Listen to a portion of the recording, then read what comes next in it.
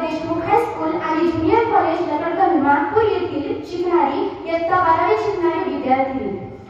आज आपल्या भारताचा 75वा प्रजासत्ताक दिन आणि आपल्या भारताच्या 75वा प्रजासत्ताक दिनानिमित्त आपण इथे सर्वजण जमलेलो आहोत। प्रजासत्ताक दिन हा केवळ उत्सवाचा दिवस नाही, प्रजासत्ताक दिन हा केवळ उत्सवाचा दिवस नाही, तर मुक्त आणि लोकशाही असलेल्या भारतीय कल्पनेच्या, भारतीय सैनिकांच्या आठवण करून देण्याचा दिवस आहे।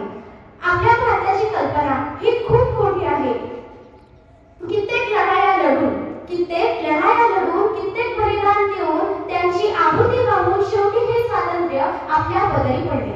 स्वातंत्र्य या शब्दाचा अर्थ फक्त तीच व्यक्ती समजू शकते ज्याने कधीतरी पारतंत्र्य पाहिलं असेल, ज्याने कधीतरी गुलामगिरीत राहिलेला असेल।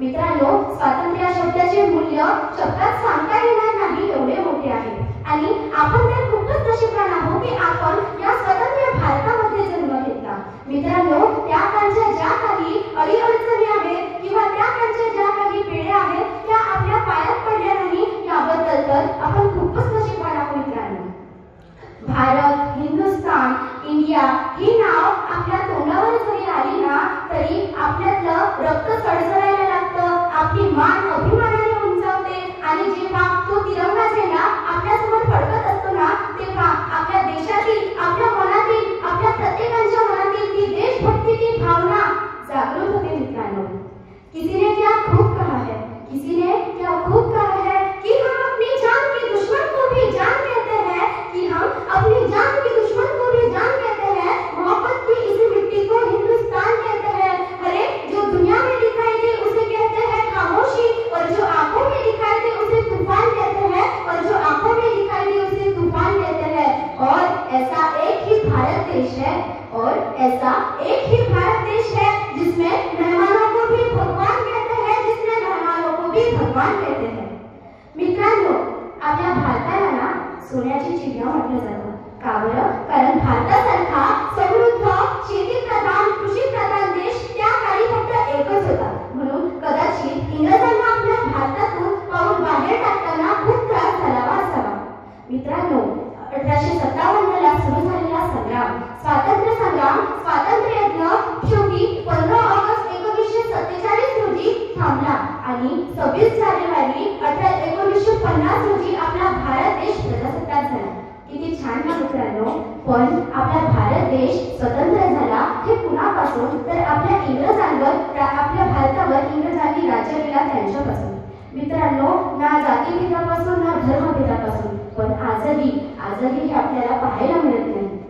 मित्रांनो, डॉक्टर बाबासाहेब आंबेडकर, छत्रपती शिवाजी महाराज, पंडित जवाहरलाल नेहरू, महात्मा फुले, क्रांतिज्योती सावित्रीबाई फुले यांसारख्या अनेक नेत्यांनी खूप प्रयत्न केले, समाज सुधारकांनी सुद्धा खूप प्रयत्न केले, पण आजही आपल्याला ती हवी तशी प्रगती, तो हवा तसा भारत देश पाहायला मिळत नाही। मित्रांनो, पूर्वी ना इनामापेक्षा इमान या हा शब्द भारतीयांसाठी खूप महत्त्वाचा होता, पण भ्रष्टाचाराशी मैत्री करून इमानदारी विसरूनच गेलोय आपण।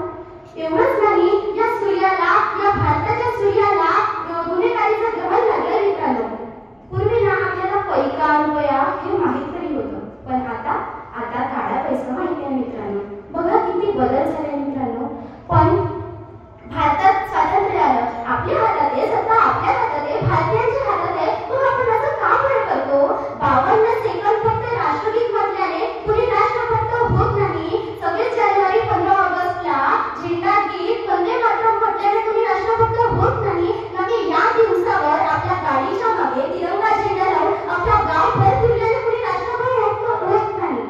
राष्ट्रभक्त होतं ते राष्ट्रभक्तीच्या भावनेने, राष्ट्रभक्त होतं ते बंधुत्वाच्या भावनेने। राष्ट्रभक्त बनता येतं ते भारतासाठी केलेल्या प्रत्येक प्रयत्नाने राष्ट्रभक्त बनता येतात, ते कर्तव्यनिष्ठाने आणि राष्ट्रभक्त बनता येतं ते कर्तव्यशीलतेने।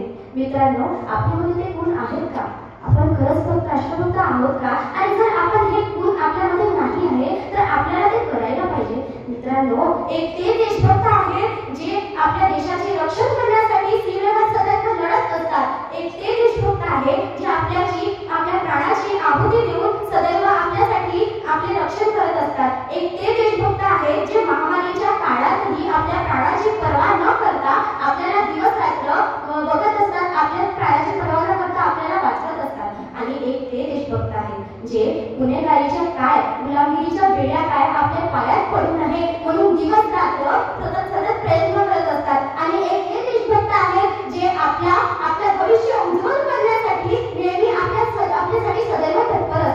मित्रांनो, मग यात आपण मागे काय? जरा आपल्या व्यक्तिमत्वावर विचार टाका. जरा आपल्या व्यक्तिमत्वावर आपल्याला विचार टाकायला काय हरकत आहे विद्यार्थी मित्रांनो? जर आपण एक देशभक्त म्हणून स्टेटस स्टोरीज तर लावतच असतो, मग आपण एक देशभक्त म्हणून स्टेटस स्टोरीज तर लावतच असतो, मग आपण जर देशाचा नागरिक बनलो तर त्यात काय हरकत आहे? आणि ज्या दिवशी खऱ्या अर्थाने एक देशाचा नागरिक, या देशाची युवा पिढी खरंच सुराज्य भारत बनवेल, त्या दिवशी मला वाटते हे देश खरंच प्रजासत्ताक होईल, हे देश खरंच प्रजासत्ताक होईल. वो खून कहो किस मतलब का जिसमें उबाल का नाम नहीं, वो खून कहो किस मतलब का जिसमें आबादी का नाम नहीं, वो खून कहो किस मतलब का जिसमें जीवन का रंग नहीं है, वो पर्वत बनकर रहता है, वो खून नहीं पानी है. उसी दिन लोगों ने खून की सही कीमत पहचानी थी. जिस दिन सुभाष ने बर्मा जाकर मांगी उनसे कुर्बानी थी. बोलो स्वतंत्र के खातिर बलिदान तुम्हें देना होगा. तुम बहुत जी चुके होगे लेकिन आगे तुम्हें मरना होगा. आजादी के चरणों में जो जयमाला चढ़ाई जाएगी, वो सुनो तुम्हारे शीशों से फूलों से गूंथी जाएगी, वो सुनो तुम्हारे शीशों के फूलों से गूंथी जाएगी. आजादी का संग्राम कहीं पैसों से खेला जाता है, आजादी का संग्राम कहीं पैसों से खेला जाता है. ये शीश कटाने की खातिर नंगे पैर खेला जाता है, ये शीश कटाने की खातिर नंगे पैर खेला जाता है. बाहों ऊंची करके बोले हम आएंगे, भारत माता के लिए हम अपना रक्त बहाएंगे, भारत माता के लिए हम अपना रक्त बहाएंगे. वो आगे आए बोले जिसमें भारतीय खून बहता हो, वो आगे आए जो खुद को हिंदुस्तानी कहता हो, वो आगे आए खुद को जो खुद से हस्ताक्षर करता हो. मैं कफन उड़ाता हूँ, वह आगे आए जो इसे हंसकर लेता हूँ. सारी जनता पुकार उठी, सारी जनता पुकार उठी, हम आएंगे, भारत माता के चरणों में हम अपना रक्त बहाएंगे, भारत माता के चरणों में हम अपना रक्त बहाएंगे. उसी दिन देखा साहस से मरे युवक खड़े तैयार दिखाई देते थे. चाकू छुरी और कटारों से वह अपना रक्त बहाते थे, और उसी दिन रक्त की शाही में वो अपने कलम डुबाते थे.